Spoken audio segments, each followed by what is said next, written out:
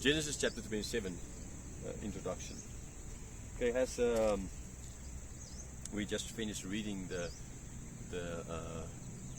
text here, Nehemiah just said here afterwards, he said that this is not a good chapter. And I said, yes, it is not a good chapter. He said, yeah, because Isaac had only one blessing for one son.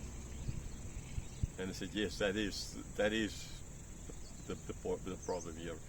If Isaac wanted to bless both of them as he ought to have done, then he would have had the blessing left for Esau. He had none. Right? So it showed that there's a lot of family problems in this chapter. Okay, we saw how Isaac, as we've seen in the previous chapter, he didn't find a wife for his son. His son had to look for a wife, or he got wives himself. It's actually 2 chapters ago.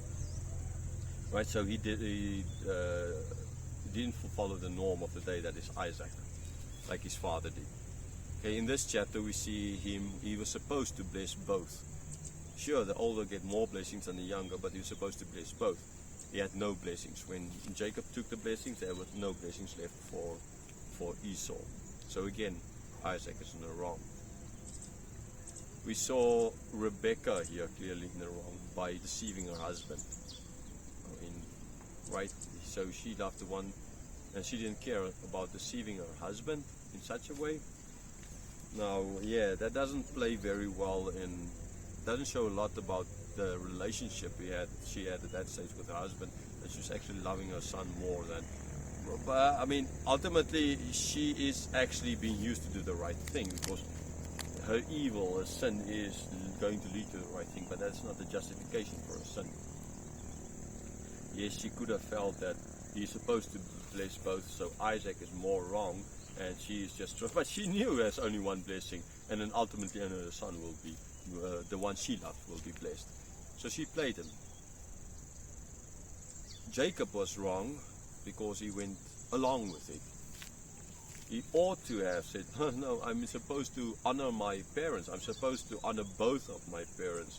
This is wrong. I can't deceive my father in such a way. He kind of did speak up a little bit, but he easily kind of went with the plan. Right? Esau ultimately, we have seen 2 chapters ago already how easily he got rid of his birthright. So we've already seen that Esau's not a good guy.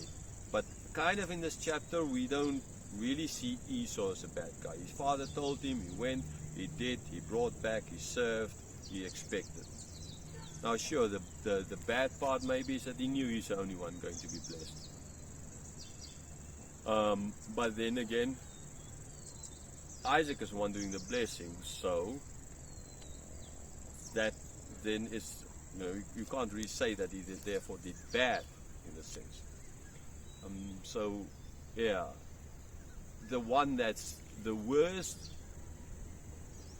who is hated by God, as Paul stated, in this chapter seemingly is actually the only one that's kind of doing the right thing. It's like Abram when he went to Abimelech, and Sarah is my sister, right?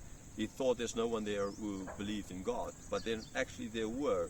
These Gentiles did the right thing, while the elect did the wrong thing. Okay, so in this case as well, you have the elect, that's ultimately Jacob, doing the wrong thing, while the non-elect, the Gentile, doing the right thing. So yeah, again, that is a lesson, but in my conclusion I will speak again about this. Now this is what we see in this chapter. Isaac wants to eat, he feels he's dying, sends out his son. While this is happening, the mother sends his young Jacob to get the food. She prepares everything.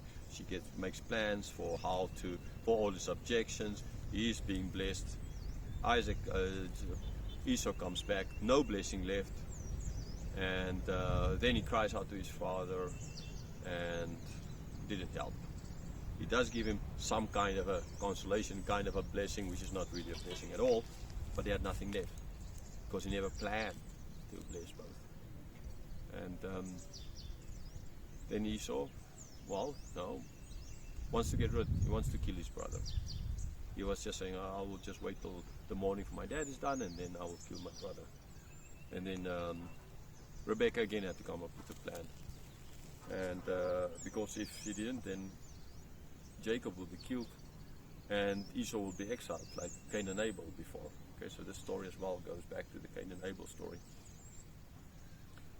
connecting there. And then she like said, I'll lose both. I will be bereft of both sons in one day. And then what? The promise is older. So she came up with a plan. She knew that Isaac didn't like the wives, like both of them didn't like the wives of Esau. So, yeah, okay, maybe it's time for us to do what your dad did. Send him up there. But there's a difference, right? Remember in Abram's story, he sent a servant. And Isaac was never supposed to go there. But now in this case, sent the son. Not the servant, sent the son. The thing that Abram said, no way. Okay, now they will. So, yeah. It is a sad chapter. It's sure not a good chapter. And again, in the goodness is that in the grace of God, He's going to use this evil that they committed ultimately for Jacob to meet Rachel, Leah, for the birth of the 12 tribes, the leaders of the 12 tribes, for Jacob to be changed into Israel. From this evil, God again is going to let forth come good. So again, we see the grace of God, how although we as the elect mess up royally all the time, from that evil God can let come something good. Like the evil Jacob's sons planned for Joseph, which God used for the good. Like ultimately evil of Jesus dying on the cross is used by God for our salvation. There's nothing more evil than that, and there's nothing more beautiful than salvation of His children.